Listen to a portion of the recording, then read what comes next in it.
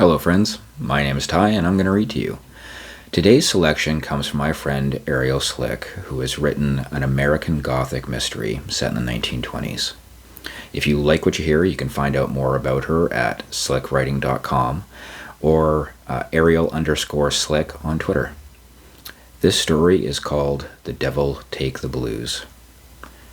And chapter 1 begins with a quote. "The devil's gonna get you. Oh, the devil's gonna get you. Man, the devil's gonna get you. Sure as you're born to die." Bessie Smith. Azoma, Louisiana, 1924. Beatrice. The Victrola player hissed snake-like before the brassy tones of the horns blared through the speaker. My fingers were sticky with the sweet, piney resin of the hemp leaves as I rolled a cigarette, almost as sticky as the air, which clung to us as fervently as a lover. Agnes, my sister, perched on a box of canned goods I had yet to unpack, fanned herself but failed to make even the slightest improvement in the heat. I licked the ends of the papers, just barely, my tongue as dry as kindling, and reached for the box of matches to light up. "Christ, it's hot," I said, holding the edge of the paper to the flame. "You shouldn't swear, Beatrice," replied Agnes. Her hand ceased its fanning, the energy too much for too little reward. A wicked grin spread across my face. "Hotter than the devil's," I began. My words were cut short with a fan flung in the general direction of my head. It clattered across the room harmlessly. Agnes tried to shoot me a disapproving look, but her eyes held a provocative spark to them. Instead, she reached for a newspaper, and I pushed it towards her.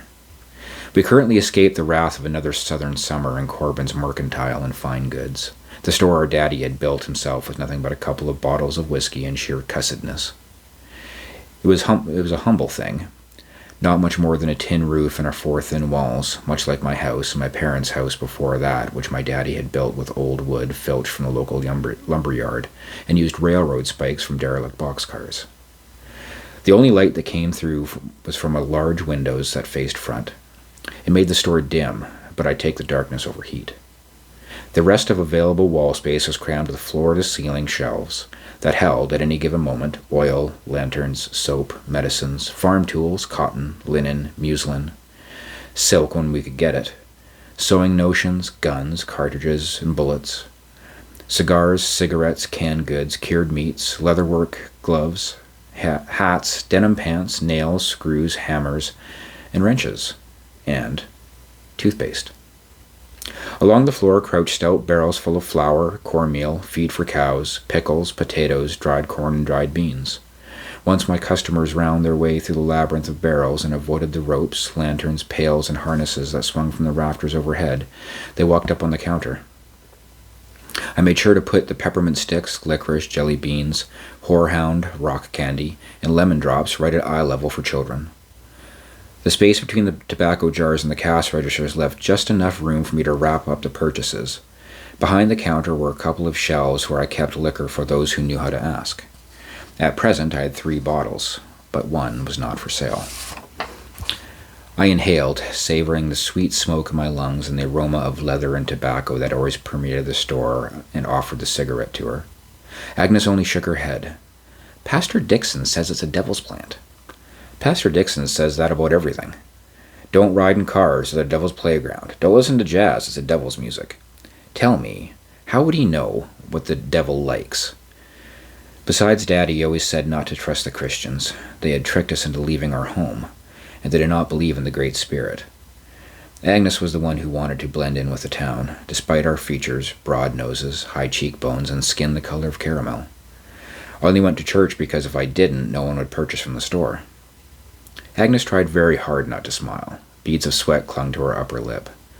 "I'll give you this. I disagree with Pastor Dixon on the music," she said. She waved away the cigarette. "Truth is, tea makes me feel floaty."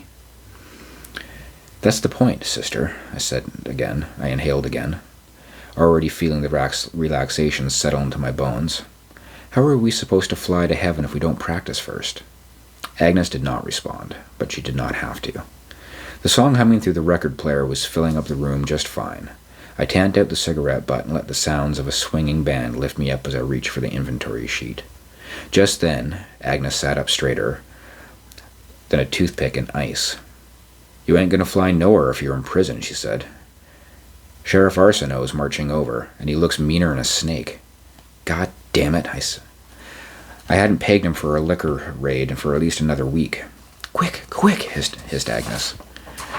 I grabbed the 3 bottles of bourbon from beneath the counter, then hastened towards the back of the store. How close? I called over my shoulder. I yanked the line that was attached to the trap door that led to the attic. I shifted all 3 bottles to one arm and gripped the stairs with my right. About 10 seconds from lighting your behind on fire. In that single moment that I have struggled to absolve my mind, my fate, and that of my sisters, was sealed. I rushed up the stairs, and one bottle, my daddy's bottle, the one he used as collateral, the one he told me never to sell because an old witch doctor woman told him if he never sold it the store would be blessed, the one that had given us salvation from starvation, slipped from my grasp.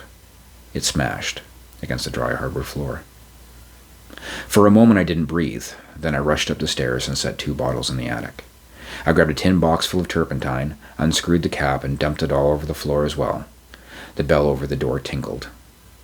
"Mornin', Agnes," said Sheriff. Sheriff Beauregard Arsenault was a handsome fellow, or so all the girls gossiped at the soda fountain, with a chiseled sort of face, a strong jaw, and golden curly hair that made him look cherubic. He once took me on a date to gig frogs, and he tried to gig something else of mine, but the smell of sweat and beer breath didn't appeal to me much, so I hopped on my merry way. I briefly considered dumping turpentine on myself to mask the smell, but this was my mother's dress, and I couldn't bear to lose 2 parts of my family in the same day, so I left it. As I composed myself, Beau and Agnes continued talking. "Where are you coming from? You look so hot and sweaty," said Agnes. "Getting a couple of the Word boys down at the Dupree kids kicked out of a tight spot. They was playing down by the dam, and one of them got himself stuck between the lip and the pipes." "Well, that's right decent of you." "Whooped all 3 of their... I took a switch to their behinds, if you take my meaning. Don't want to foul up the sweet air around you with swearing." "Now, Sheriff Arsenault," giggled Agnes. "You can't talk like that, now that I'm a married woman." "What? I can't tell a woman how beautiful she looks?" I appreciated how much my sister distracted Beau, but I had to wise up sooner or later. Lifting my chin and squaring my shoulders, I took a few deep breaths to steady myself. Blood thumped in my wrists.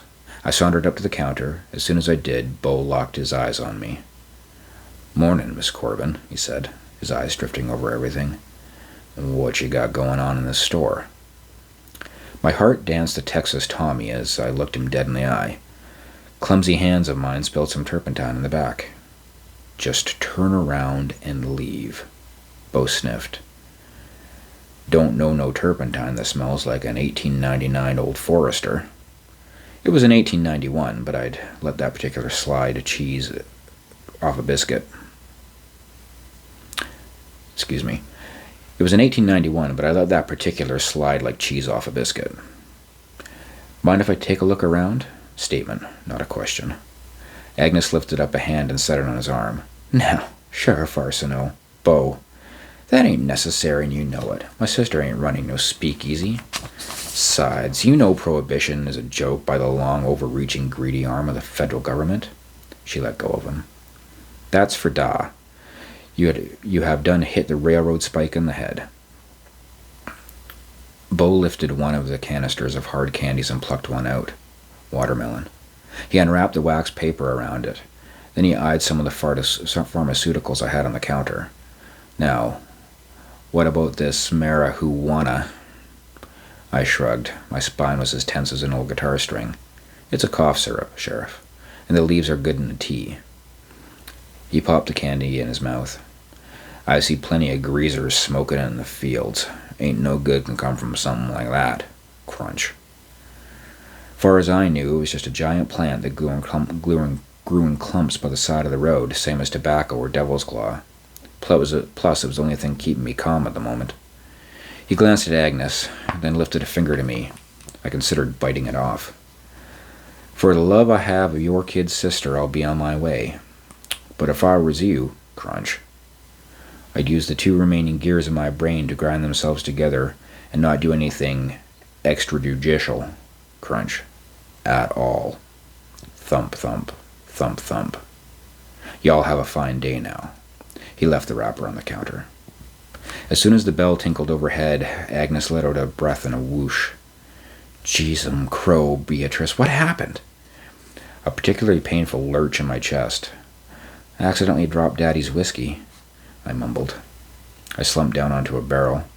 I would have happily traded a night in jail if I could have Daddy's bottle put back together. And if I hadn't known what trouble dropping it would bring, I would have spent the better part of my life rattling my tin against the iron. "Shit," Agnes bit her lip and came down and sat beside me on the barrel. She rubbed my back. "At least it's one less bottle you have to hide." Beau's a busybody anyhow. "Come on, Beatrice. He was just doing his duty," she said. She lifted a newspaper and gestured to the headline. "Axeman kills again," she read aloud, not bothering to hide the disgust in her voice. "Can you believe it? Murdering over music or some such?" She rattled the pages in indignation. "Aren't you glad we don't live in the city? Nothing like that ever happens around here. Beau keeps us safe." I took the newspaper from her and turned to a less sanguinary tellings. "Looky here, a band is coming to town. Says it's supposed to be pretty hot. They'll be here in a week or so." I looked up at her. "Come with me." She took the newspaper from me and eyed the dark face blowing an axe near a flower. "Honey Dripping Blues," she read. "They're the honey drippers. And what a sweet thing it is in store for Azoma. Just one taste and you'll buzz right over. What a hot piano, trombone, cornet accompaniment. They're here for one night only. Always fly, never sticky." She glanced up at me. "I'm a married woman. Doesn't need to go to that at all. Sounds like too much sinful rubbing." I kind of liked the sound of that. I had a need that was growing, and I wasn't ashamed to admit that I liked a little rubbing now and then. Just couldn't tell anyone around here you did like it. "Please, I can't go alone. You know how quick the barflies and Baptists will wag their tongues about my virtue being lost if I go alone. Besides, I don't want to listen to some... Don't you want to listen to some good music?" Agnes glanced at the address. "Beatrice, the bar is on the west side of the tracks, in the Negro part of town. Isn't it dangerous? Isn't that half the fun?" I grabbed a broom to sweep up the broken shards of glass and set my dignity and the rest of my dignity, but stopped when I felt Agnes's eyes drilling 2 holes in my back like an oil pump in Texas. "Listen, ain't no danger in listening to good music. No one's going to make trouble less than it's me." The record slid onto another song. It was hard to argue with that in the midst of really good music. "I'll think about it," she said in a tone that said she had already made up her mind to decline. "I'll have to ask Tim." I let it go, for now. I was content to let life go on forever like this, just my sister and I, listening to music, talking about nothing. Time bent and warped under the smoke, and I liked it that way. Time could stand on its head for all I cared, for all I wanted anything to change. When I was done cleaning, I flipped through the advertisement in the back, searching for the next great record.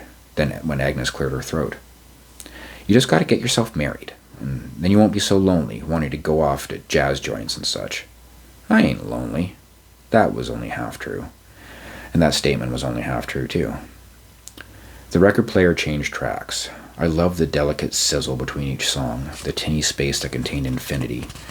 Then, for just a moment, something changed in the music.